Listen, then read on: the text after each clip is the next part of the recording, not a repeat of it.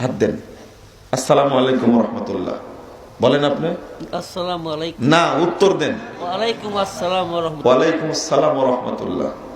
এই যে সালাম দিলাম, হাতটা ছেড়ে দিতে দিতে ওনার মাঝে আমার মাঝে যত পাপ আছে, ওনার আর আমার, আল্লাহ রাসূল বলেছে সমস্ত পাপ ক্ষমা হয়ে যাবে।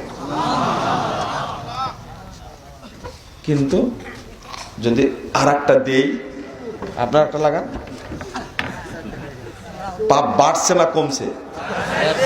বাড়ছে। যদি বুকে লাগাই, চুমু খাই, বাড়তে আছে না কমতে আছে? আর একটা হাত দেন। যদি বলি নাহমাদুল্লাহ ওয়া নাস্তাগফিরুহু, বাড়লো না কমলো? ইয়াগফিরুল্লাহু লানা ওয়া লাকুম। দেখেন দুইটার মধ্যে পার্থক্য কি? সালামটাই হলো দোয়া। আসসালামু আলাইকুম ওয়া রাহমাতুল্লাহ, উনি বললেন ওয়া আলাইকুম আসসালাম ওয়া রাহমাতুল্লাহি ওয়া বারাকাতুহু, এটাই দোয়া। এই মাঝখানে যে দোয়াটা তৈরি করা হলো, হুজুরদেরকে খুঁজতে বললাম, একটু খুঁজে দেখেন তো পান কিনা। কত বললাম খুঁজতে, আজ পর্যন্ত কেউ বলল না যে অমুক কিতাবের মধ্যে দোয়াটা আছে। নাই। এটা একটা বেদাতি আমল আমাদের মধ্যে ঢুকলো কি করে?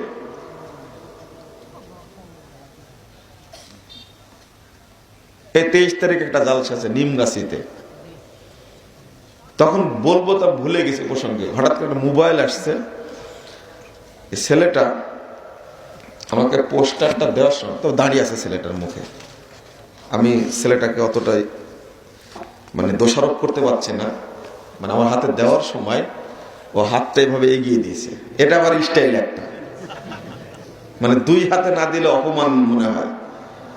মুসাফা করার সময় এইভাবে হাতটা এগিয়ে দিয়েছে, ধমকটা দেব কিন্তু ভুলে গেছি। এই স্টাইলটাও কিন্তু বিদাতি স্টাইল। আবার কেউ কেউ মাথা নত করে, এইভাবে করে মাথাটা নত করে, এগুলো সব বদমাইশ, এগুলো কুসংস্কার। এগুলো উফ, আহলে হাদিসদের মর্যাদা যদি জানতো, আপনারা যদি জানতেন, তাহলে নিজেরা সুন্নাতের প্রতি আগ্রহী হতেন। ইমাম শাফি রাহিমাহুল্লাহ বলছেন, ইদা রাআইতু রাজুলাম মিন আসহাবিল হাদিস কান্নী রাআইতু নবিয়্য সাল্লাল্লাহু আলাইহি ওয়াসাল্লাম হাইয়া। আমি যখন কোন আহলে হাদিস ব্যক্তিকে দেখি, তখন স্বয়ং মুহাম্মদ সাল্লাল্লাহু আলাইহি ওয়াসাল্লামকে জীবিত অবস্থায় দেখতে পাই। আপনার দিকে তাকালেই মনে হবে আপনার রাসূলের অনুসারী, কিন্তু মনে হয় কি আপনার দিকে তাকালে? না, আপনি বড় একজন সুদখোর, মুখে দাড়ি নাই, টাকনো নিচে কাপড়টা পরেই থাকেন সব সময়। এটা আপনার কি ভদ্রতা?